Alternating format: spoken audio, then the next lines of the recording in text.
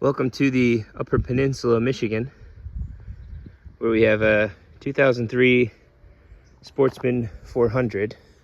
Seen better days. Probably everyone watching this knows the story, but this was recently flipped over. Everyone's okay, just a concussion and bruised ribs and wounded pride and some lessons learned. But the ATV, on the other hand, does have a few mostly cosmetic issues, and then unrelated at all to the flip over, the ripcord has broken.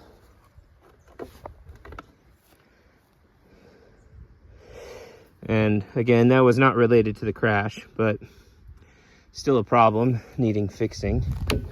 We have a little bit of rope here. It might not be enough. This is shorter than just even the broken part, which I didn't know when I bought this. I wasn't actually sure how much rope I would need. There was just a store with the rope in stock, so I grabbed what I thought was enough, but we'll see. I do have a backup plan, though. That rope that's attached to the old handle is actually, I think, the same rope that's on the winch. So we might be able to borrow some winch rope and throw the handle on. The guy at the dealership kind of walked me through maybe a way to just drill a hole through the top of that, because they're form fitted, the ripcord handles, and they're $40 to replace.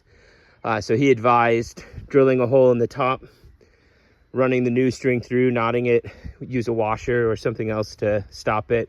And then as long as there's a good enough seal between this part and that part, we should be okay. So I just been out here, got a little bit later start to the day. Beautiful place to work on it. I got a nice shady spot. I did get started with just like a little cosmetic mod, kind of putting this so the ATV was kind of laying along this plane right here. So this snapped off. This snapped off. Actually, the back was okay. Mechanically, we're good. So really what today's about is fixing this, fixing that. I already did this and addressed it. I'm under no illusions. This is not going to hold any actual weight. But I think it looks pretty clean. You can see where I zip tied. And I mean, it holds good enough for, you know, from 15 feet, it looks fine. No one's ever really made use of this feature, so I don't really think it needs to be sturdy. It just needs to stay on. It looked kind of funky without that side on, especially since the brake was kind of jagged. So we're gonna get started on this next, kind of just building some momentum. Started easy, gonna get to the little more difficult part. What I'm planning to do is kind of find 4 locations, maybe like right here where there's already a screw, right here where there's already a screw, and then so maybe 5, 1, 2, 3, 4, 5, and zip tie, kind of cut like a little slit here and here and run a zip tie in there just to keep it down. That way someone who needs to get in there, maybe for the electronics or to change the light bulb or whatever, all they'd really have to do is cut the zip tie and replace it when they were done. The goal for today is to leave this in such a condition that you can either go in the shed, turn the key and go, or go in the shed, pull it and go. Don't have much confidence in the battery, but my dad did take that out while it sat for 3 years, took it out, and it stayed in storage. So there's a chance, however small, that the battery is still good, it's just dead. But nothing was really draining on it for those 3 years. It just sat in its box. And so it does complete the circuit. You need a battery in this in order to even pull start it. It needs to complete the circuit. It does not need to be charged. There is a charging mechanism, of course. It looks like it might start working around if you ride it on like a little milk run, it does seem to be coming back around by the end. But of course, there's a lot to overcome with I'm just riding on this little road here. It's not really getting the full charge that it would take to possibly recharge it. At the worst case, we take that out and put a new one in eventually, and then you can just go in there, turn the key, and ride. So that's the goal. We'll see. I'm going to work next on that. I'm not exactly sure what it's going to look like yet, so I'm not going to film it. If you're seeing this, it worked. All right, so here's a little proof of concept, and I actually don't think it's going to look too bad. This one obviously looks rough because I was experimenting with the idea, but what I did is I took this little Milwaukee knife and I made some slits in each side of the trim, and then just ran a zip tie through the back and cut that. They're going to get progressively harder to get on, and one will probably have to have the little box on this side, but we'll see. I might be able to like reach through and work through that, so we'll see. But anyway, I think it's going to work pretty well. It's not going to look great, but it'll stay on just fine over on bumps and stuff. And again, it'll be easy for someone else to come through if they need to get under here. They can just snip these and do them over again. The holes will already be there. Everything should be a lot easier for the next person. Hopefully it's not me. Number 2 is on. They're not the prettiest, but they are flush cut. So again, just thinking about the next person who might need to get under this thing. Now that these two are on, I'm going to plug in everything because I'm going to do these two.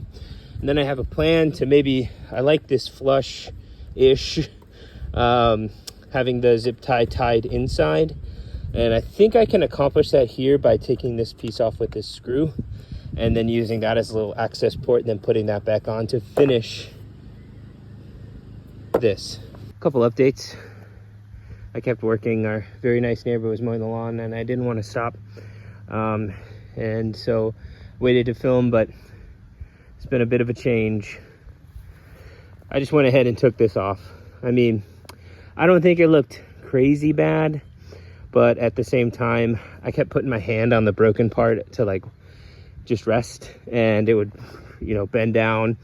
So I realized I probably wouldn't be the only one to do that, and I knew it was zip tied. Somebody else might come along, put their hand on it. So I don't mind the look of this without the cargo rack thing. I think my reluctance to take it off before came from the thought that it was attached to the bumper, and you definitely need this, but as you can see, it's not. It just looks that way once it's on, but it is actually 2 separate pieces. And so I also had thought that it held the lights on, and it does not. That's actually the frame part below it. In other news, this is back on, and I actually don't think it looks that bad. Obviously, it's zip ties. You know, you're not going to get around that. There's nothing really you can do about that. But this is not a showroom ATV. This is for out on the trails. I was going to put one here as well, but A, that ended up not being necessary, and B, I couldn't have even if I wanted to, because once I got this one on, I realized I only had one more chance to get this to kind of be flush-ish and have this little access port to pull the zip tie tight, and then I worked it back on. To wax philosophical for just a moment, I actually kind of like this here because you can't help but notice it. And whoever rides this in the future, especially people who might just come up here to make use of the cottage, I want to leave this for them to use, obviously, and leave it kind of plug and play, turn the key, get going. But this is a good reminder to be careful, and you can't help but see it. It's right where the speedometer is. You have to see it to use the choke. You have to see it to use the key. So in theory, you will always have to look at this before you get going. And I kind of like that. Will people actually think it in their active mind? Probably not. But nevertheless, this is a reminder. Be careful out on the trails. So all of that work before was really just to build momentum for the main project, which is the ripcord right there. And what has to happen is this whole side needs to come off. I don't think you can take the footrest off without taking these two off, but we'll see. If possible, I'll just take that off. I don't know yet.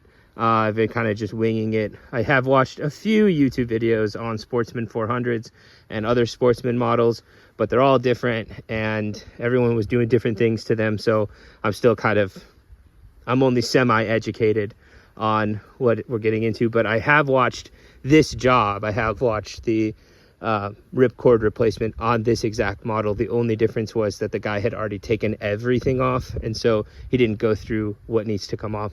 So I don't know, we'll find out. All right, so it ended up being not too bad. Those are all the little fasteners that needed to come off before I could get to this point. I think I'm gonna leave it like this. I could go and grab all these off, but I really just needed this out of the way. I didn't need it to come all the way off. I'm just trying to get this cover off and then pull out that, because that cover also holds the recoil housing, all the mumbo jumbo that helps the pull starter pull.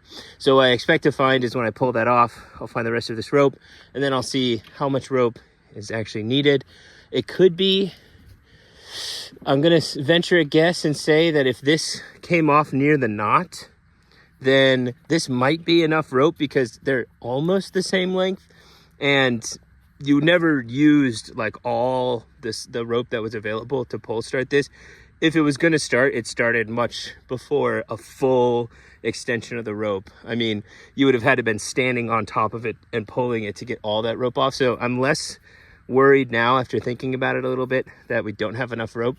If we do end up needing more rope, like I said, we'll just borrow some from the winch. I know the winch has been used in the past.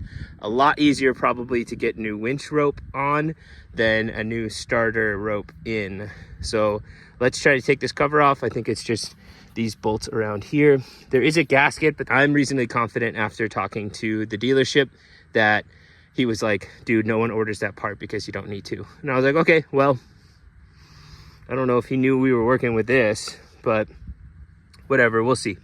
I went to go grab a Gatorade, and I noticed that we were in the presence of the Goose and Seagull Congress.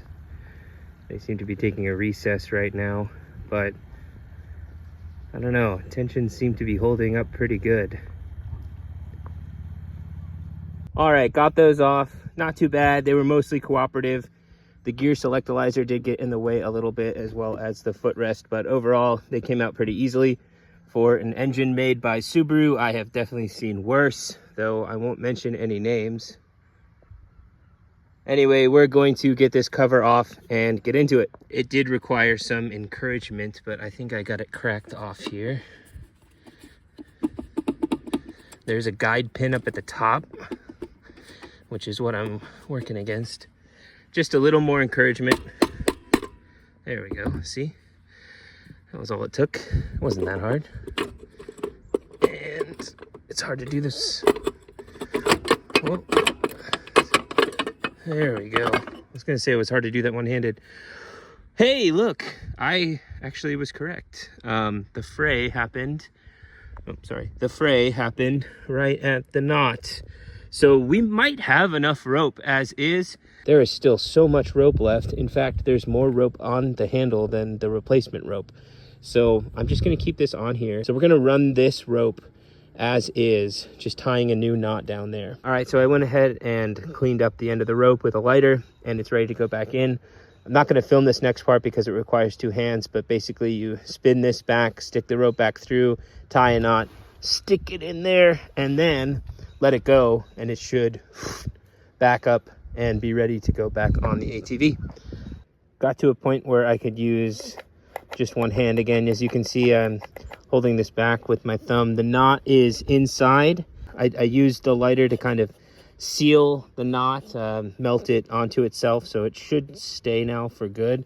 And what I'm going to do is release my hand here, and the rope should just kind of spool back up.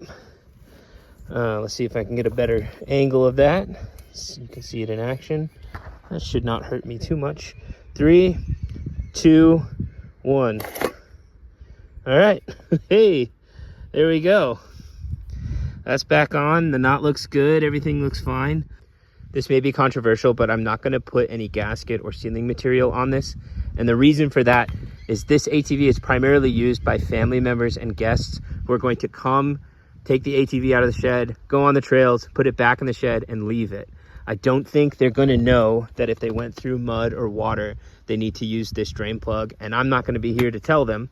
So I'm going to leave this unsealed. If I did seal it with a gasket or RTV or silicone, etc., then if water and mud got in through the ripcord somehow and they didn't use the drain plug when they got back, it would just sit in there. And for this ATV, that might mean a long time of just water in there. And I want to try to avoid that, give the water at least a chance to seep out through the mating surfaces. So this is not a decision born out of laziness. I'm actually probably going to go into town later, so I could pick up some kind of sealant. But in my research and in talking with the dealership, in this particular case, for this particular part, on this particular ATV, we're going to go without sealing. And just like that, it's back on. I did clean up the inside of this a little bit before I put it back on. Did hear a little bit of crunching. I think there was still some gunk as it was going back on. But again, I made the intentional choice to leave this unsealed slightly, just because that will help in case somebody doesn't drain it. Actually, I think I was pointing this out as the drain plug. The drain plug is actually down there. But regardless, if somebody doesn't know to use that when they go through mud and water, and if this somehow lets some water and mud in, at least there'll be a chance it will kind of seep out through the mating surfaces now. If you disagree or you think that's a bad call, I welcome alternative perspectives on it. And it's an easy enough job to pull this back off, seal it up, then put it back on. But I'm reasonably confident in my logic. And I think for this particular ATV, we're good. Moment of truth time. I already know it starts up with the jumper pack, but the whole point of this ripcord project was to make sure you could still start it if you got stranded out on the trails and it wasn't starting on the battery. So I'm gonna place you somewhere in this vicinity so you can hear all the good engine noises that I'm sure will happen on the very first pull. All right, should be good.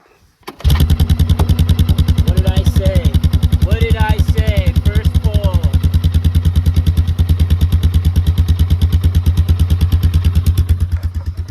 She started right up.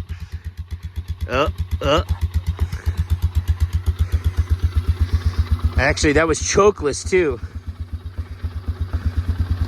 There we go.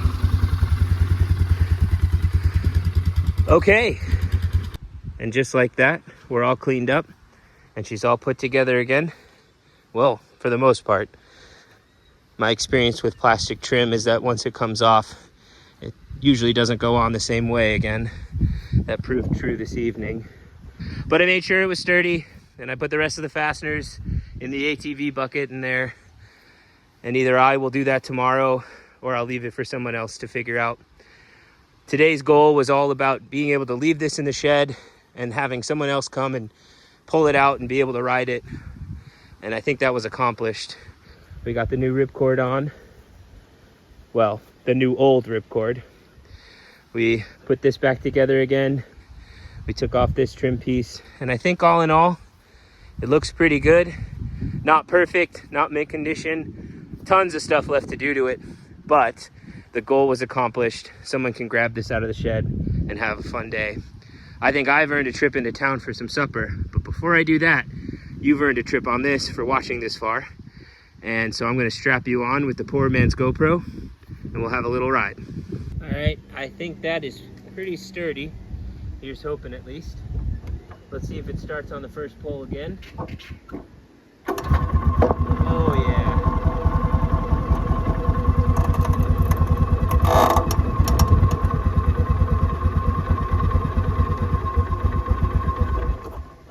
Oh.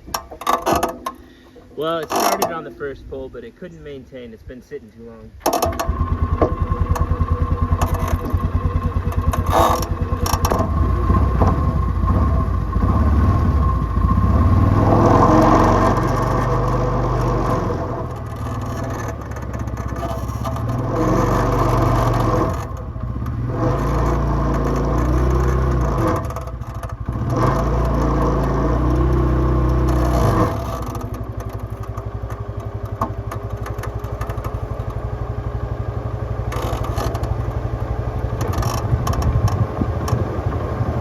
Doors open.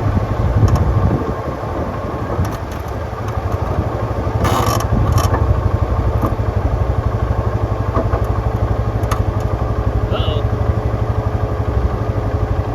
That's a problem.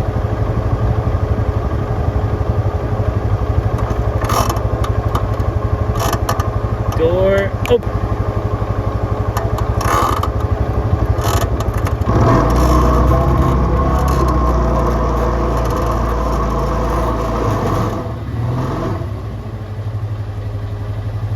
All right, thanks for coming along. Hope you enjoyed the ride. We are now going to close the door on this ATV, safe in the knowledge that the next person that wants to come just has to open it back up, pull that pull starter, they'll be good to go.